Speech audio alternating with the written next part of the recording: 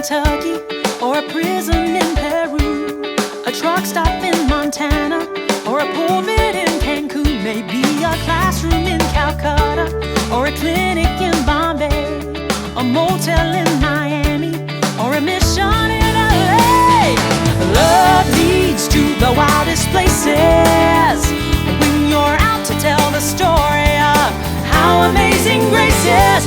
It's fascinating finding how exciting faith is as love leads to the wildest places.